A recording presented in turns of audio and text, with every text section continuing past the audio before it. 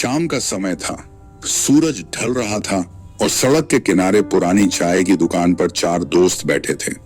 रवि, अर्जुन, कर्ण और निखिल।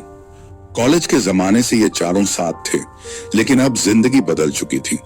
नौकरी, परिवार और जिम्मेदारियों के बीच उनकी मुलाकातें कम हो गई थी।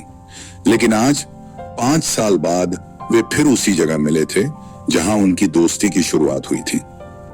यार, पुरानी बातें याद आ रही हैं, रवि ने मुस्कुराकर कहा। हमारी वो रात भर की मस्ती, एग्जाम से एक दिन पहले पढ़ना और कर्ण का हर बार फेल होते होते बच जाना। सब हंस पड़े, लेकिन कर्ण सिर्फ मुस्कुरा कर रह गया। उसकी आंखों में हल्की उदासी थी, जिसे निखिल ने तुरंत भांप लिया। क्या हुआ कर्ण? निखिल ने पूछा। तू इतना चुप क्यों है?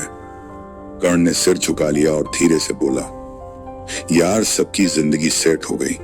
रवि की खुद की कंपनी है, अर्जुन विदेश में जॉब कर रहा है, और निखिल, तू तो पहले से ही बिजनेस फैला रहा है। पर वह कुछ देर चुप रहा, फिर भारी आवाज में बोला, मैं अब भी नौकरी ढूंढ रहा हूं। हर जगह रिजेक्शन मिल रहा है, घर वाले ताने मारते हैं और खुद को नाकाम महसूस करता हूं। ये सुनकर तीनों दोस्त एक दूसरे की ओर देखने लगे। ये वही कर्ण था जो कॉलेज के दिनों में सबसे ज्यादा जोशीला और हंसमुख हुआ करता था, लेकिन आज वो टूटा हुआ लग रहा था। रवि ने कर्ण के कंधे पर हाथ रखा और बोला, अबे पागल, तूने हमें कभी बताया ही नहीं। दोस्त सिर्फ हंसी ठिठोली के लिए नहीं होते, मुश्किल वक्त में साथ देने के लिए भी होते हैं। अर्जुन ने कहा, और तू ये क्यों सोच रहा है कि तू कुछ नहीं कर सकता? हम सबको याद है कि तू कॉलेज में कितना टैलेंटेड था। नौकरी ना सही, तू खुद का कुछ कर सकता है। निखिल ने तुरंत कहा, तू मेरे साथ काम कर, मेरा बिजनेस बढ़ रहा है, तेरी स्किल्स मेरे लिए परफेक्ट हैं। कर्ण की आंखें भर आईं। उसने कभी सोचा भी नहीं था कि दोस्त इस तरह उसके लिए खड़े होंगे। 2 हफ्ते बाद कर्ण ने निखिल के बिजनेस में काम करना शुरू कर दिया।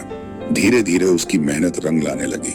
कुछ महीनों में उसने इतनी तरक्की कर ली कि अब वह खुद की कंपनी खोलने की सोचने लगा। एक दिन उसी चाय की दुकान पर चारों दोस्त फिर से बैठे थे। कर्ण ने मुस्कुराते हुए कहा, यार, अगर तुम लोग नहीं होते तो शायद मैं आज भी वहीं खड़ा होता जहां कुछ महीने पहले था। दोस्त सिर्फ साथ में हंसने के लिए नहीं, गिरने पर उठाने के लिए भी होते हैं। रवि, अर्जुन और निखिल ने हंसकर कर्ण को गले लगा लिया। जिंदगी में कई बार ऐसा वक्त आता है जब हमें लगता है कि हम अकेले हैं, कि हमारी मेहनत बेकार जा रही है, लेकिन असली जीत वही होती है जब हम हार मानने के बजाय दोबारा खड़े होते हैं।